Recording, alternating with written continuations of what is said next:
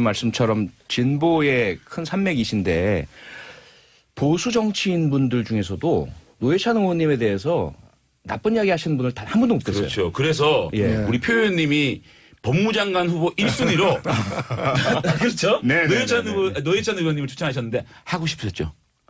제가 그 단연간 그 법무부의 보호와 관찰하에서 이렇게 고락을 함께한 법조인입니다. 저도 법무부의 고객이셨죠. 예, 고객. 법조 가족이긴 하지만, 근데 법무부 장관을 할 수 있는 또는 맡을 만한 좀 훌륭한 분들이 많이 계시기 때문에 뭐 저한테 대해서 좀 분에 넘치는 칭찬을 해주셨다 이렇게 받아들이고 있습니다.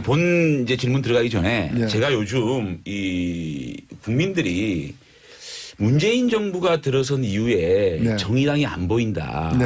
정의당이 너무 문재인 정부를 응원하는데 그치지 않느냐. 정말 우리 진보 진영이 정말 이상적인 유토피아 건설을 위해서 많은 지금 아젠다를 만들 수가 있다. 이를테면 지금 공정거래 부분에 있어서도 좀 더 문재인 정부가 좀 정권을 창출하고 대통령이 되신 이후에 보수화되고 있다. 외교, 안보, 뭐 경제 분야도 보수화되고 있다는 지적들이 있는 것 같아요. 이를테면 우리가 이 공정거래라 그러면은 미국 같은 경우에 아니 보리 농사하는 사람이 밀 공장 못하고 밀 공장하는 사람들이 빵 공장 못하고 빵 공장하는 사람이 유통 못하지 않습니까? 기본적인 보수 진영에서도 이런 경제 정의를 위해서 노력을 해야 되는데 좀 더 선명한 목소리. 지금의 문재인 대통령을 막 응원하는 걸 떠나서 문재인 민주당이 좀 더 보수화되는 과정에서 정의당이 주장하고 놓을 공간이 더 큰데 이런 역할들을 많이 못하고 있지 않느냐. 대한민국의 진보가 없어진 거 아니냐. 이런 지적에 대해서 어떻게 생각하십니까? 예, 뭐 진보 전혀 없어지지 않았고요. 저는 문재인 정부가 출범한 지 이제 겨우 2달 됐습니다. 2달 됐기 때문에 뭐 인사 문제 말고는 뭘 한 게 별로 없어요. 사실 아직까지는. 그래서 본격적으로 저는 지금 상황은 일을 하려고 하는 사람을 일을 하게 해줘야 된다고 봅니다. 그리고 또 인사와 관련해 가지고는 물론 여러 이제 지적을 받은 그런 인물들도 있었지만 오히려 저는 그것보다는 뭐 공정거래위원장이라거나 보훈처장이라거나 굉장히 감동적인 인사도 꽤 있었다고 보여지고 그 정도면은 평균 이상을 했다고 보여집니다. 그래서 초기에 이제 일 좀 하게 해주는 의미에서의 어떤 격려 고무 차원으로 저희들이 지금 임하고 있는 것이지 계속해서 그렇게 박수만 치지는 않을 겁니다. 아, 그러세요? 물론 저는 사실은 문재인 정부가 성공하기를 바라기 때문에 그렇지 않습니까? 성공해야 다른 당들도 저는 좋지 문재인 정부가 망해야 뭐 반사이익을 다른 당이 얻는다고 생각되지는 않습니다. 이제 그러나 앞으로 만일에 기대만큼 못하는 일이 있거나 잘못한 일이 발생한다면은 그때 가서 비판해도 늦지 않다. 기계적, 자동적 또는 반사적 비판에 함몰돼서는 야당도 길이 없다. 저는 그렇게 생각합니다. 저는 정말 우리 노회찬 그 의원님 말씀에 전적으로 공감을 하면서 오히려 홍준표 대표, 정우택 대표 그리고 자유한국당 의원분들이 너무 좀 조급하시지 않으신가. 우선은 야당의 역할은 비판이다라는 것을 매몰되셔가지고 모든 것들을 비판하시다 보니 임팩트가 별로 없거든요. 그러니까 저희들은 사실 오히려 괜찮은 것 같아요. 계속 지지율도 높잖아요. 그래서 차라리 저희들은 사실은 노회찬 의원님이나 정의당이 계속 무섭거든요.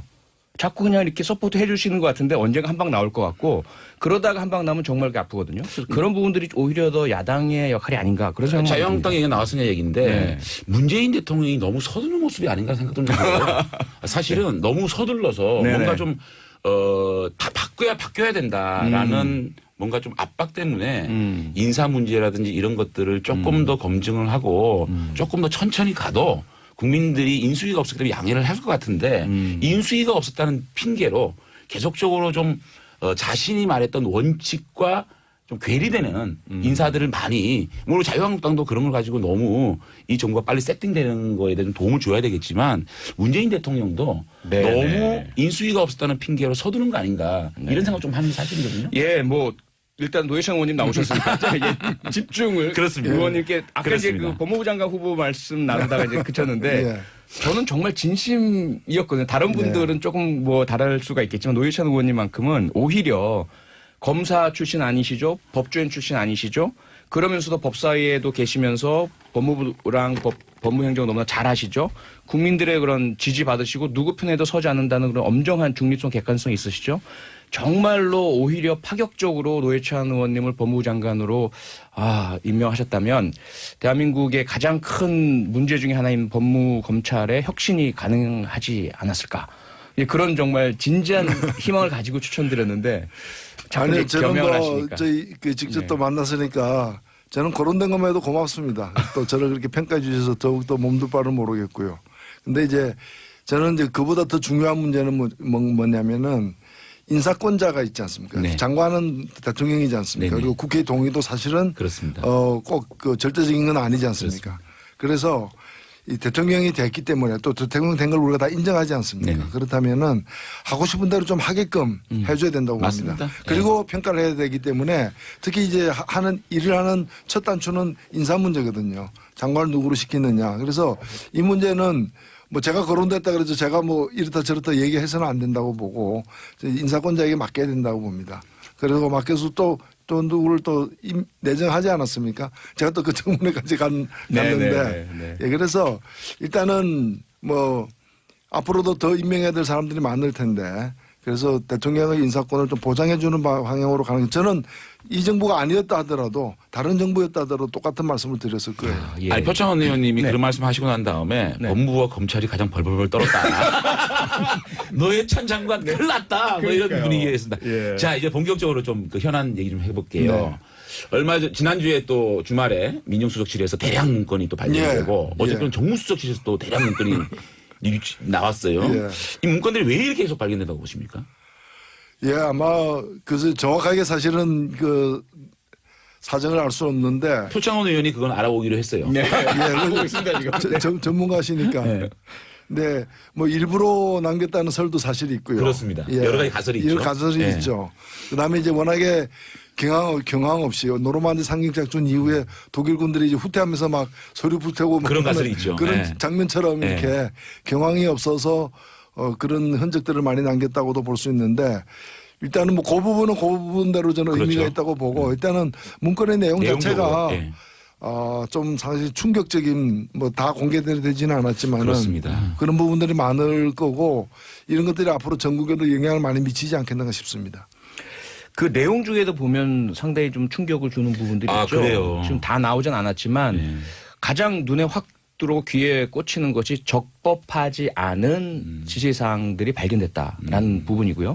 지금 국정농단 재판 관련한 내용들도 있는 것 같은데 어떨까? 이런 내용들에 대해서 그 노회찬 의원님이 보시기에는 어떤 좀 해석을? 예, 이게 참 제일 큰 문제는 그 문제라고 봅니다. 사실은 어떤 정부든 간에 그 어떤 하나의 통치 행위를 갖다 하기 위해서 다양한 어떤 공개할 수 없는 또 공개 안 되는 게 좋은 다양한 검토나 작용들이 있기 마련이거든요. 네네. 저는 이런 것들은 애써 덮어줘야 된다고 저는 보는 사람입니다. 다만 법을 어겨가면서 어떤 잘못된 통치를 했던 그 결정판이 국정농단 사건 아닙니까? 네네. 그런 일들이 그런 불법적인 행위의 증거들이 공소시효도 남아있는 그런 것들이 발견된다면 이거는 좀 묵과하기 힘든 것 아닌가. 네네. 그래서 역사를 좀 바로잡는 차원에서라도 이런 것들은 저는 처벌할 건 처벌해야 된다고 보고 이게 위법하게 수집된 증거는 사실 아니거든요. 그렇습니다. 그러니까 뭐 대통령 기록 물법에 관련된 위반 여부에 대한 논란이 일부 있습니다만은 제가 볼 때 큰 하자는 없다고 보여지고 그리고 이건 어찌 보면은 누가 불법 도청한 것도 아니잖아요. 네, 그렇죠. 자기가 자기 거 녹음해가 테이프를 거죠. 놓고 나간 거잖아요. 네네. 그렇기 때문에 이와 관련해 가지고는 좀 엄정한 수사. 예, 일부에 이어서 네. 그 청와대 문건 청와대 문건 네. 막 쏟아지는 거에 대해서 첫째는 이 정치적 영향, 정치적 파장 어디까지 갈 거라고 보십니까? 마침 그 문건들의 주요 내용이 그 지난 정부의 그 적폐로 이렇게 일컬어지는 국정원 댓글 사건이라거나 블랙리스트 사건 같은 사건하고 연관해 있고 또 마침 지금 재판이 진행 중이지 않습니까? 그렇습니다. 그 재판 진행 중인 이제 뭐 삼성 합병에 대해 삼성의 그 국민연금에 대한 삼성물산 합병권에 대한 어떤 청와대 권력의 작용이라거나 이런 위법한 행위와 연관이 되어 있는 부분들이 꽤 있기 때문에 아무래도 영향을 좀 미치지 않을까 보여집니다. 그래서 저도 이 문건 정무수석실에서 나온 어저께 문건을 보니까 우리 부산국제영화제의 다이빙 벨이 네. 상영을 못하게 된 것이 네. 청와대와 관련이 있다는 이제 그 실질적인 그게 드러나니까 너무 참 놀랍기도 하고 참 그렇습니다. 청와대가 정말 이런 것까지 이 문화예술계의 영화 상영까지 간섭을 하고 있나 이런 생각이 드는데 어떻게 제가 그 한 몇 년 전에 이게 TV 프로그램에 나갔는데 그때 같이 토론을 한 분 중에 한 분이 종편에서 여러 그 프로그램에 출연했던 분인데 좀 이렇게 싫은 소리 했다고 정부에 싫은 소리 했다고 하루아침에 열 몇 군데를 갖다가 잘렸다는 거예요. 출연하는 프로그램을 그 얘기를 직접 들은 바가 있거든요. 들은 바가 있는데 그런 것들이 이제 이번에도 보면 언론을 이용해서 한다거나 누구는 출연하면 안 된다거나 뭐 이런 여러 가지 이제 좀 반칙들이 이제 그동안에 많았던 것이 이번에 막 드러나는 거죠. 그러니까 세월호 관련돼 가지고의 이 박근혜 정권의 시각 이런 것도 막 드러나고 있지 않습니까? 사실 박근혜 대통령께서 세월호 사건에 대한 시각을 조금 세월호를 어떻게 근본적으로 해결하고 이들의 눈물을 함께 닦아줄까라고 생각을 했다면 과연 탄핵까지 갔을까라는 안타까움이 있는 것 같아요. 저도 뭐 공감하고요. 그러니까 모든 걸 갖다가 정권 안보 차원에서 이게 우리 정권에 불리하냐 유리하냐 그렇습니다. 또는 이걸 갖다 뭐 박근혜 정부도 봤을 때 이거는 정말 문제가 있구나. 시인할 거 시인하고 고칠 거 고치자. 이렇게 나가야 될 일을 나의 정치적 적들이 이걸 정치적으로 악용하지 않을까. 우선 이런 시각에서 이제 모든 걸 정권 안보 차원으로 대응하다 보니까 그런 무리가 따르고 파행이 따르고 결과적으로는 자기 무덤을 판 꼴이 되는 그게 아닌가. 문재인 정권도 잘 생각해야 돼요. 이게 네 편 내 편이 아니고 국민 편에서 정권을 운영해야 된다는 반면교사입니다. 가장 동의합니다. 협치. 그리고 어제 잘 또 되고 있는데 협치가.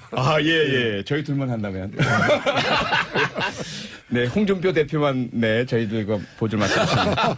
어제 그런데 또 믿기 힘든 소식이 들렸죠. 꼭 그 박근혜 전 대통령만의 문제는 아닌 것 같고요. 특히 검찰이 가장 그 문제 중심에 있는 것 같은데 이명박 대통령 당시였죠. 그 디도스 수사 와중에 아마 발견된 것으로 보이는데 검찰이 이미 국정원이 댓글 조작을 하고 있었다는 증거를 확보하고서도 2년 동안을 그냥 가지고 있다가 전혀 수사에 활용도 하지 않고 관련 수사가 진행됨에도 불구하고 서류를 그 특수수사팀에 넘겨주지도 않고 다시 청와대에 반납을 해버리는 사건이 발생을 했죠. 어떻게 보셨습니까? 이게 2012년에 지금은 잊혀지고 있지만은 이제 디도스 사건이라 해가지고 특검이 당시에 국회에서 의결해서 특검이 조사를 했는데 특검이 당시 청와대 행정관 한 사람 을 조사하는 과정에서 문건이 한 700개가 나왔는데 그 700개가 디도스하고는 직접 상관없지만 국정원과 경찰 등이 이 정치인들을 불법적으로 사찰하고 뭐 이런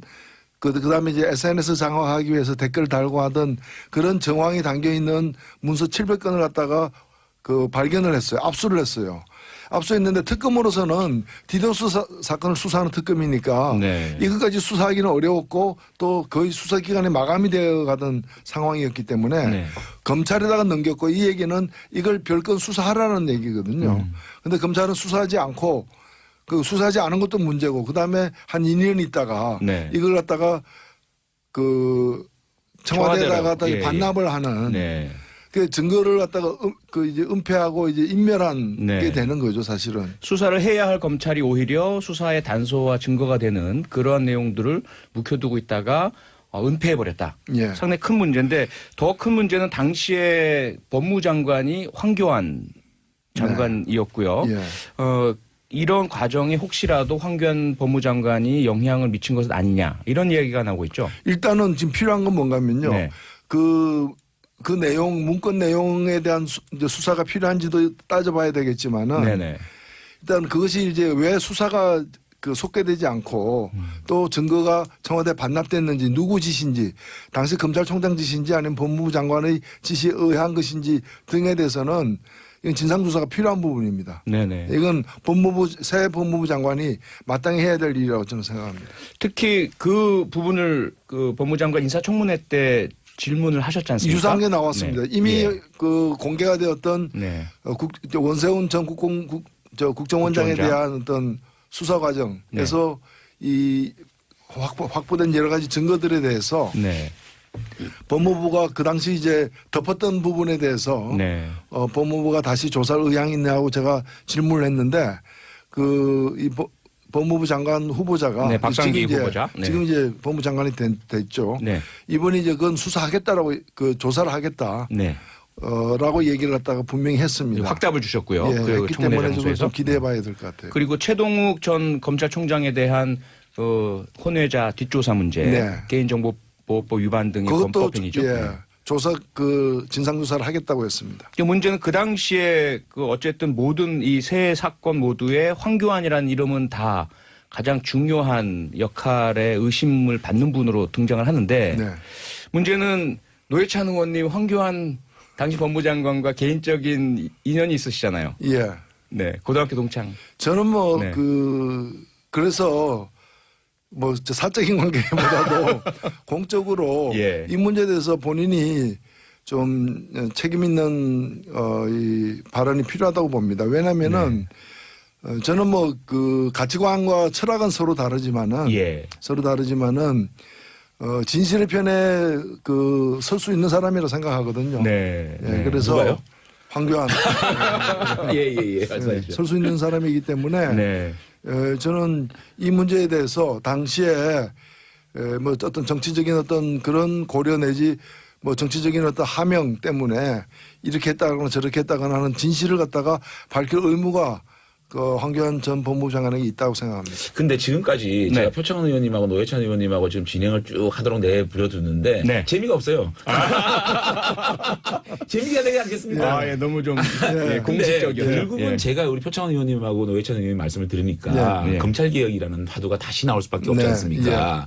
결국은 권력이 검찰을 얼마나 자율성 있게 놔두느냐 네. 이 문제인데 그렇습니다. 지금 문재인 정권 다시 들어와서 지금 검찰총장을 임명하는 데 있어서 검찰추천위원회 인사들 보면 문재인 대통령의 뜻과 거의 같이 하는 분들이 지금 외부 인사들로 꾸려져 있고 네. 이런 것들을 보면 과연 문재인 정부가 사실상 검찰총장을 임명하기 전에 법무장관을 임명하기 전에 중앙지검장이라든지 차장검사들 임명해 나가는 그러니까 절차적인 정당성 부분 하나 하고 네.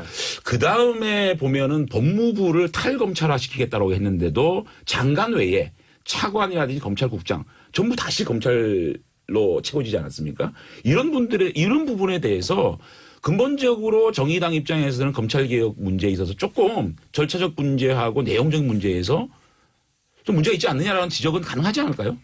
글쎄요. 저는 뭐 절차적으로는 당시 상황이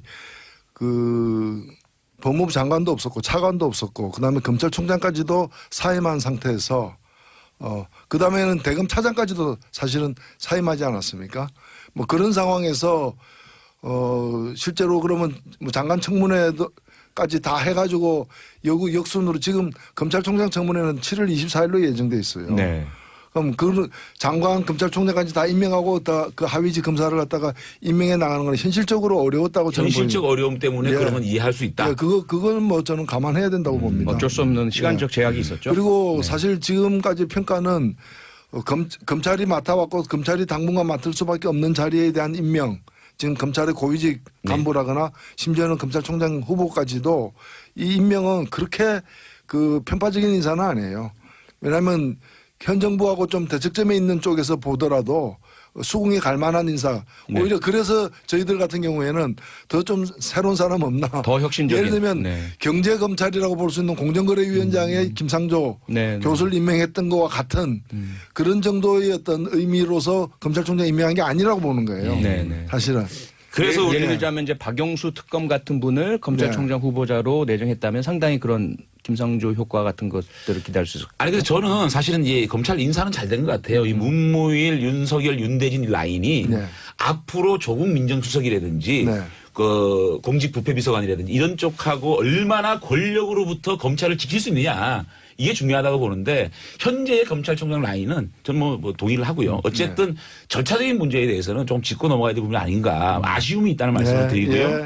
자, 이제 정치 이슈로 돌아가 볼까요? 네, 잠깐 근데 우리 황교안 전 법무장관 조금만 더 짚어야 될 것 같아서 왜냐하면 네. 그 국민 여러분께서 참 인상적으로 본 게 그 국회 대정부 질문 때 황교안 당시 총리를 대상으로 노회찬 의원께서 상당히 날카롭게 공격적으로 질문을 하셨잖아요. 그런데 그 이면에 두 분이 고등학교 동창이기도 하시고 그리고 정가에 떠도는 이야기 중에는 황교안 전 총리에게 세 가지 컴플렉스가 있다. 하나는 이제 경기고라는 대한민국 그 당시 최고 명문이었는데 대학 진학에 있어서 최고인 서울대학이 아닌 뭐 이런 이야기가 돌았고요. 제 이야기는 아닙니다. 그다음에 두 번째가 노회찬 콤플렉스다. 같은 친구였는데 노회찬 의원은 너무나 이제 그 좀 말씀도 잘하시고 국민의 사랑도 받으시고 큰 정치인이신데 본인은 늘 그 과정에서 조금의 열등 의식을 갖고 있지 않느냐 이런 이야기가 전개에 많이 돌거든요. 그거는 조금 아닌 것 같아요. 못 들어보셨어요? 제가 못 들어봤는데 황교안 총리도 굉장히 스마트하신 분이고 사실은 3부요인까지 올라간 부분에 있어서는 본인의 끊임없는 노력이 있었습니다. 그건 당연하죠. 그건 당연하죠. 근데 노회찬 의원님께서는 어떠세요? 황교안 총리를. 뭐 저하고 그 바라보는 방향과 걸어온 길이 다른 건 사실입니다. 차이가 많이 나는데 공통점이 있다면 둘 다 일종의 좀 소신행위라고 볼 수 있고요. 그렇습니다. 저는 뭐 저대로 소신을 갖다가 이제 뭐 감옥 가는 것도 두려워하지 않고 지켜왔다면은 이 사람대로 이제 민주화가 되어가지고 국가보안법이나 이런 게 이제 개폐 논의가 17대 국회 참여정부 당시에 뭐 그 당시 한나라당 내에서도 개정이 불가피하다. 그리고 이제 야당에서는 폐지하자 뭐 이런 얘기까지 나오고 있는 그런 상황에서 그 그 보안법을 글자 하나 고치면 안 된다라는 원한 고수. 그 쉽지 않은 일이거든요. 그런 어떤 나름대로 이제 소신이 있는데 다만 두 사람의 소신의 방향이 이제 180도 달랐기 때문에 뭐 저희들로서는 이제 좀 불운한 불우한 관계를 유지해 온 거죠. 뭐. 혹시요. 그럼 개인적으로 공식적으로 이렇게 그 서로 대척점에 서 계신 것 말고 연락을 하시거나 또 조율하시거나 권고 뭐 또는 조언하시거나 이런 것이 전혀 없으신가요? 뭐 조언할 게 별로 없죠. 뭐. 워낙에 자기 소신들도 있고 하니까.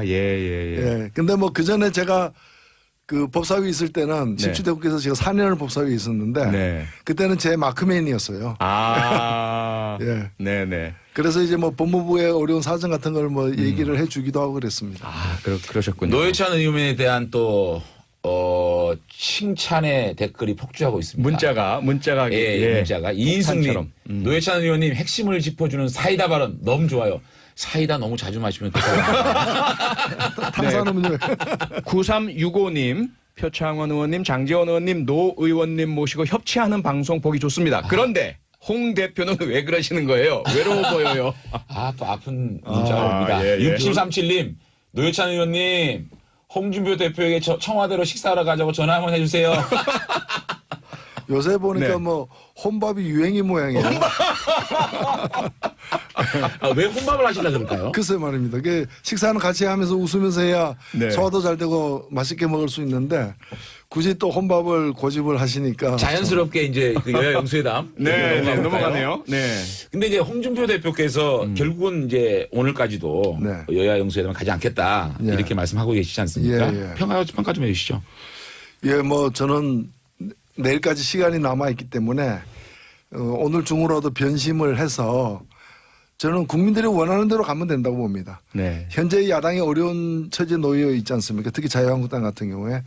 그러면 저는 그 보수도 제대로 이렇게 건강하게 다시 부활해야 된다고 믿는 사람인데 그래야 또 진보도 진보대로 이렇게 서로가 이렇게 합리적으로 경쟁하면서 잘 될 수 있는 건데 그러기 위해서는 국민들이 바라는 바대로 가야 된다고 봅니다. 저는 그러면 보수 정당을 지지하는 국민들이 그 청와대 밥 먹으러 가지 마. 그거 왜 먹어? 이렇게 지금 요구하고 있다고 보이지 않거든요. 그렇죠. 보이지 않기 때문에 뭐 물론 그 밥 먹으러 안 가면 뉴스가 되죠. 제가 볼 때는 그렇습니다. 그럼 뉴스가 더 커질지 모르겠는데 뭐 그런 힘으로 보수를 부활시킬 수 있는 건 아니라고 보여지고 어저께 제가 방송에서 공개적으로 홍준표 대표님 청와대 식사로 가세요라고 얘기했잖아요. 그러셨죠. 근데 또 안 들으세요. 제가 이러니까 맨날 지키는 거예요. 그래서 그 한간에는 여러 가지가 있지만 크게 두 가지로 그 이유를 추리자면 하나는 홍준표 대표께서 공개적으로 이야기하신 한미 FTA 그 부분. 오래전에 묵은 감정 이것이고요. 다른 하나는 많은 다른 분들이 추정하고 계시는 사실은 그게 아니라 제1야당의 대표로서 1대1의 대접을 받고 싶다. 다른 조금 군소정당 대표들과 함께 취급받고 싶지 않다. 두 가지 다 인정하는데요. 네. 아니, 전 노회찬 의원께 좀 여쭤보고 그래서 제가 싶어요. 노회찬 말씀을 드리면 첫 번째. 한미 FTA 문제. 그때 2011년도에 홍준표 당 대표 시절에 한미 FTA가 실제로 지금 김진표 현 국정기획위원장께서 한미 FTA는 미국의 경제적 속국이 되는 것이다. 을사늑약이다.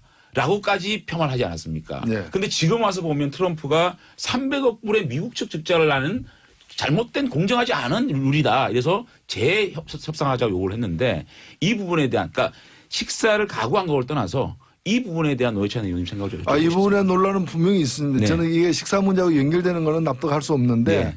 이것 자체는 논란이 있을 수 있죠. 네. 예를 들면 트럼프의 태도로 봐서 한미 FTA를 갖다가 반대했던 과거 입장들은 오히려 그 근거가 없는 것이 된 게 아닌가. 네. 잘못 오판한 거 아니냐는데 그렇습니다. 저는 동의하지는 않습니다. 왜 동의를 안 하세요? 한미 FTA는 우리에게 유리한 것도 있고 미국에게 유리한 것도 있어요. 그거는 다 양쪽 다 있는 겁니다. 그렇기 때문에 복잡한 그 협약서가 맺어진 거거든요. 그런데 지금 트럼프가 주로 얘기하는 거는 뭔가 하면은 애초부터 미국이 좀 불리하게 돼 있는 부분이 있어요. 자동차 같은 거는 그 당시에도 얘기는 됐던 부분이거든요.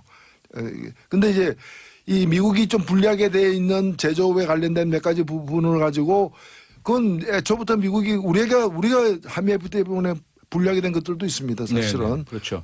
있는데 미국이 불리한 것만 가지고서 얘기를 하는 게 문제라는 거죠. 그걸 가지고서 미국이 덜 불리하도록 협정을 바꾸자 하는 건데 그렇게 되면은 우리도 할 얘기가 있는 거죠. 그렇죠. 좋아. 그렇다면은 우리가 이 한미 FTA를 협정을 맺음으로써 불리하게 된 것들 그걸 끄집어내서 그것도 그러면 원상복구 시키자라고 우리는 또 우리대로 제안을 해야 된다고 봅니다. 자, 여기서 또 하나 문제는 뭐냐면요. 홍준표 대표께서 스스로 그 전에 노무현 대통령 당시 한미 FTA를 추진할 때 ISD 그렇죠? 정부 상대 소송, 국가 상대 소송 조약 그 부분을 두고 이건 우리나라의 사법 체계 전체를 갖다 바치는 식민지화다 이런 비판을 스스로 하셨어요. 그리고 나서는 입장이 다시 바뀌셨거든요. 이런 부분들을 모두 본다면 굳이 2011년 얘기를 꺼내와서 지금 하는 건 부적절하다는 생각이고 또 하나는 지금 특히 트럼프나 미국에서 우리나라에 대해서 한미 FTA 문제를 꺼내고 있는데 그쪽 입장에 동조하는 듯한 이야기가 자꾸 나와버리면 그 개정에 대한 힘을 더 실어주는 것 아니냐. 국익 차원에서 좋지 않다. 아니 근데 그 노회찬 의원님이나 우리 표창원 의원님이 거의 비슷한 말씀을 하시는데 국가 대 국가의 협약, 국가의 계약을 보게 되면 어떤 분야에서는 유리할 수 있고 어떤 분야에 불리할 수 있잖아요. 네. 이거를 전체를 봐서 우리가 유리한지 불리한지를 평가하는 게 맞지 않나요? 그래서 제가 볼 때는 트럼프가 하는 얘기가 전체적인 이런 분야는 한국이 유리했고 이런 분야는 미국이 유리했지만 전체로 놓고 봐서는 300억 불 정도의 미국이 불리했던 조약이다. 이런 말씀하고 계시는 거거든요. 그렇기 때문에 우리나라에서는 이거를 어떻게 보면 지난번 2011년도에 한미 FTA 체결을 할 당시의 협상이 그래도 잘 되지 않았냐라는 그러한 전제 속에서 재협상을 들어야 되는 거 아닌가라는 생각을 하는 거죠. 저는 트럼프의 어떤 주장 또는 트럼프의 어떤 지금 제안을 가지고서 한미 FTA는 결과적으로 한국에 유리한 것이었지 미국에 유리한 것이 아니었다라고 하는 평가로 이어지는 것은 위험하다고 봅니다. 왜냐하면은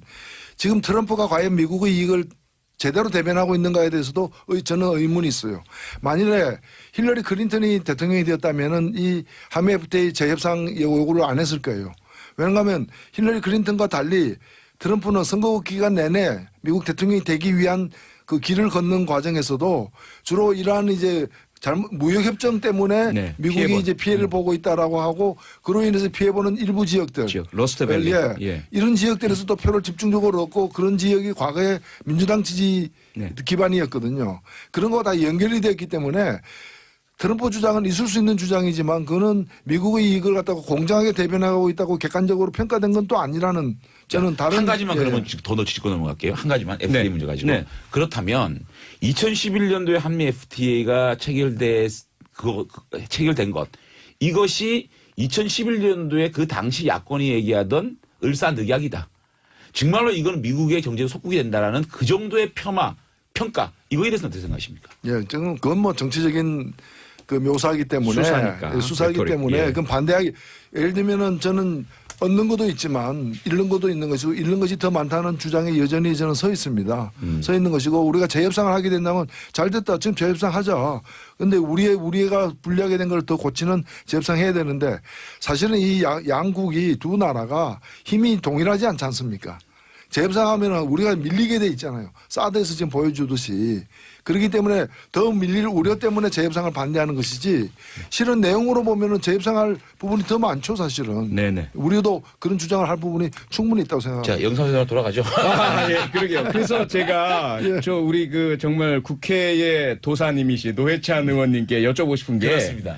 딱 그 둘 중에 어느 것이 정말 진정한 홍준표 대표의 영수회담 또는 만찬 불참의 이유일까요? 저는 FTA 얘기를 꺼낸 것은 네. 그 명분이었기 때문에 예. 이제 그 대통령의 어떤 영수회담 제안에 대해서 거부할 명분이 없기 때문에 억지로 만들어낸 명분이다 생각이 들고요. 만일에 그럴 리 없겠지만은 1대1로 만나자고 해서 뭐 응했을 것이라고 봅니다. 100% 응했을 것이다. 네. 네. 그러니까 홍준표 대표의 전략에 대해서는 어떻게 생각하십니까? 그러니까 1대1 구도를 만들어 가지고 사실상 자유한국당 입장에서는 문재인 대통령을 대응할 수 있는 유일한 야당이 자유한국당이다. 자유한국당 중심의 국회 체제를 만들겠다라는 그런 정치적 의도에 대해서는 어떻게 생각하세요? 예, 뭐 정치인은 자기 부고 소식이 아니면은 어떤 경우라도 뉴스에 많이 나올수록 이제 도움이 된다라는 속설이 있는데 뭐 그런 점에서는 성공하고 있다고 봐요. 자유한국당 입장에서는 어떻게 생각하세요? 그래서 저는 자유한국당이 그 계속해서 홍준표 대표가 최근에 보여주고 있는 그런 태도로 계속 나가면은 자유한국당은 결국 우리 국민들 뇌리에서 잊혀질 거라고 보여집니다.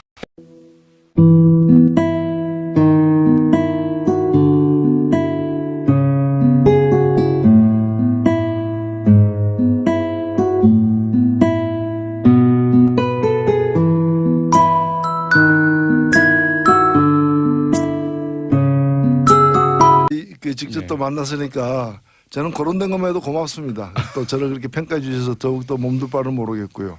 근데 이제 저는 이제 그보다 더 중요한 문제는 뭐냐면은 인사권자가 있지 않습니까? 네. 장관은 대통령이지 않습니까? 네네. 그리고 국회 동의도 사실은 그렇습니다. 꼭 그 절대적인 건 아니지 않습니까?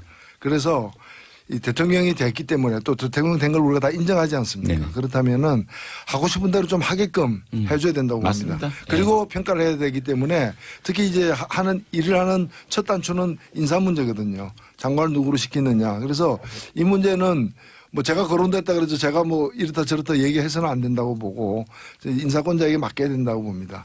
그리고 맡겨서 또 누구를 또 내정하지 않았습니까? 제가 또 그 정문에까지 갔는데. 네. 예, 그래서 일단은 뭐 앞으로도 더 임명해야 될 사람들이 많을 텐데 그래서 대통령의 인사권을 좀 보장해주는 방향으로 가는 게 저는 이 정부가 아니었다 하더라도 다른 정부였다 하더라도 똑같은 말씀을 드렸을 거예요. 예. 아니 표창원 의원님이 네. 그런 말씀 하시고 난 다음에 법무부와 검찰이 가장 벌벌벌 떨었다. 노회찬 장관 큰일 났다. 뭐 이런 그러니까요. 분위기였습니다. 예. 자 이제 본격적으로 좀 그 현안 얘기 좀 해볼게요. 네. 얼마 전 지난주에 또 주말에 민정수석실에서 대량 문건이 또 발견되고 예. 어쨌든 예. 정무수석실에서 또 대량 문건이 나왔어요. 예. 이 문건들이 왜 이렇게 계속 발견된다고 보십니까? 예, 아마 그래서 정확하게 사실은 그 사정을 알 수 없는데 표창원 의원이 그건 알아보기로 했어요. 네. 예, 알고 있습니다 지금. 전문가시니까. 네. 네, 뭐 일부러 남겼다는 설도 사실 있고요. 그렇습니다. 여러 가지 가설이 있죠. 여러 가설이 예. 있죠. 그다음에 이제 워낙에 경황 없이 노르만디 상륙 작전 이후에 독일군들이 이제 후퇴하면서 막 서류 불태우고 그런 가설이 있죠. 그런 예. 장면처럼 예. 이렇게 경황이 없어서 그런 흔적들을 많이 남겼다고도 볼 수 있는데 일단은 뭐 그 부분은 그 부분대로 저는 그렇죠. 의미가 있다고 보고 일단은 문건의 내용 자체가 예. 좀 사실 충격적인 뭐 다 공개되지는 않았지만은 그렇습니다. 그런 부분들이 많을 거고 이런 것들이 앞으로 전국에도 영향을 많이 미치지 않겠는가 싶습니다. 그 내용 중에도 보면 상당히 좀 충격을 주는 부분들이 아, 있죠. 그래요? 지금 다 나오진 않았지만 가장 눈에 확 들어 귀에 꽂히는 것이 적법하지 않은 지시사항들이 발견됐다라는 부분이고요. 지금 국정농단 재판 관련한 내용들도 있는 것 같은데 어떨까? 이런 내용들에 대해서 그 노회찬 의원님이 보시기에는 어떤 좀 해석을? 예, 이게 참 제일 큰 문제는 그 문제라고 봅니다. 사실은 어떤 정부든 간에 그 어떤 하나의 통치 행위를 갖다 하기 위해서 다양한 어떤 공개할 수 없는 또 공개 안 되는 게 좋은 다양한 검토나 작용들이 있기 마련이거든요. 네네. 저는 이런 것들은 애써 덮어줘야 된다고 저는 보는 사람입니다. 다만 법을 어겨가면서 어떤 잘못된 통치를 했던 그 결정판이 국정농단 사건 아닙니까? 네네. 그런 일들이 그런 불법적인 행위의 증거들이 공소시효도 남아있는 그런 것들이 발견된다면 이거는 좀 묵과하기 힘든 것 아닌가. 네네. 그래서 역사를 좀 바로잡는 차원에서라도 이런 것들은 저는 처벌할 건 처벌해야 된다고 보고 이게 위법하게 수집된 증거는 사실 아니거든요. 그렇습니다. 그러니까 뭐 대통령 기록 물법에 관련된 위법. 오히려 괜찮은 것 같아요. 계속 지지율도 높잖아요. 그래서 차라리 저희들은 사실은 노회찬 의원님이나 정의당이 계속 무섭거든요. 자꾸 그냥 이렇게 서포트 해 주시는 것 같은데 언젠가 한 방 나올 것 같고 그러다가 한 방 나면 정말 아프거든요. 그래서 그런 부분들이 오히려 더 야당의 역할이 아닌가 그런 생각이 자유한국당 얘기가 나왔으냐 얘기인데 네. 문재인 대통령이 너무 서두른 모습이 아닌가 생각도 들어요. 사실은 네. 너무 서둘러서 네네. 뭔가 좀 다 바뀌어야 된다라는 뭔가 좀 압박 때문에 인사 문제라든지 이런 것들을 조금 더 검증을 하고 조금 더 천천히 가도 국민들이 인수위가 없었기 때문에 양해를 할 것 같은데 인수위가 없었다는 핑계로 계속적으로 좀 자신이 말했던 원칙과 좀 괴리되는 인사들을 많이 물론 자유한국당도 그런 걸 가지고 너무 이 정부가 빨리 세팅되는 거에 대해 좀 도움을 줘야 되겠지만 문재인 대통령도 너무 인수위가 없었다는 핑계로 서두른 거 아닌가 이런 생각 좀 하는 사실이거든요. 예, 뭐 일단 노회찬 의원님 나오셨으니까 예, 집중을 그렇습니다. 의원님께 아까 이제 그 법무부 장관 후보 말씀 나누다가 이제 그쳤는데 예. 저는 정말 진심이었거든요. 다른 분들은 예. 조금 뭐 다를 수가 있겠지만 노회찬 의원님만큼은 오히려 검사 출신 아니시죠? 법조인 출신 아니시죠? 그러면서도 법사위에도 계시면서 법무부랑 법무행정 너무나 잘하시죠? 국민들의 그런 지지 받으시고 누구 편에도 서지 않는다는 그런 엄정한 중립성 객관성이 있으시죠? 정말로 오히려 파격적으로 노회찬 의원님을 법무부 장관으로 임명하셨다면 대한민국의 가장 큰 문제 중에 하나인 법무 검찰의 혁신이 가능하지 않았을까? 그런 정말 진지한 희망을 가지고 추천드렸는데 아니, 겸양을 하시니까. 그래서 정의당이 주장하고 놓을 공간이 더 큰데 이런 역할들을 많이 못하고 있지 않느냐. 대한민국의 진보가 없어진 거 아니냐. 이런 지적에 대해서 어떻게 생각하십니까? 예, 뭐 진보 전혀 없어지지 않았고요. 저는 문재인 정부가 출범한 지 이제 겨우 2달 됐습니다. 2달 됐기 때문에 뭐 인사 문제 말고는 뭘 한 게 별로 없어요. 사실 아직까지는. 그래서 본격적으로 저는 지금 상황은 일을 하려고 하는 사람을 일을 하게 해줘야 된다고 봅니다. 그리고 또 인사와 관련해 가지고는 물론 여러 이제 지적을 받은 그런 인물들도 있었지만 오히려 저는 그것보다는 뭐 공정거래위원장이라거나 보훈처장이라거나 굉장히 감동적인 인사도 꽤 있었다고 보여지고 그 정도면은 평균 이상을 했다고 보여집니다. 그래서 초기에 이제 일 좀 하게 해주는 의미에서의 어떤 격려 고무 차원으로 저희들이 지금 임하고 있는 것이지 계속해서 이렇게 박수만 치지는 않을 겁니다. 그러세요? 물론 저는 사실은 문재인 정부가 성공하기를 바라기 때문에 그렇지 않습니까? 성공해야 다른 당들도 저는 좋지 문재인 정부가 망해야 뭐 반사이익을 다른 당이 얻는다고 생각되지는 않습니다. 이제 그러나 앞으로 만일에 기대만큼 못하는 일이 있거나 잘못한 일이 발생한다면은 그때 가서 비판해도 늦지 않다. 기계적, 자동적 또는 반사적 비판에 함몰돼서는 야당도 길이 없다. 저는 그렇게 생각합니다. 저는 정말 우리 노회찬 그 의원님 말씀에 전적으로 공감을 하면서 그래요? 오히려 홍준표 대표, 정우택 대표 그리고 자유한국당 의원분들이 너무 좀 조급하시지 않으신가. 우선 야당의 역할은 비판이다라는 것을 매몰되셔가지고 모든 것들을 비판하시다 보니 임팩트가 별로 없거든요. 그러니까 저희들은 사실 말씀처럼 진보의 큰 산맥이신데 보수 정치인분들 중에서도 노회찬 의원님에 대해서 나쁜 이야기 하시는 분을 단 한 분도 못 봤어요. 그렇죠. 그래서 우리 표 의원님이 법무장관 후보 1순위로 그렇죠? 노회찬 의원님을 추천하셨는데 하고 싶으셨죠? 제가 그 단연간 그 법무부의 보호와 관찰하에서 이렇게 고락을 함께한 법조인입니다. 저도. 법무부의 고객이셨죠. 예, 고객. 법조 네. 가족이긴 하지만, 근데 법무부 장관을 할 수 있는 또는 맡을 만한 좀 훌륭한 분들이 많이 계시기 때문에 뭐 저한테 대해서 좀 분에 넘치는 칭찬을 해주셨다 이렇게 받아들이고 있습니다. 이제 본 이제 질문 들어가기 전에 네. 제가 요즘 이 국민들이 문재인 정부가 들어선 이후에 네. 정의당이 안 보인다. 네. 정의당이 너무 문재인 정부를 응원하는데 그치지 않느냐. 네.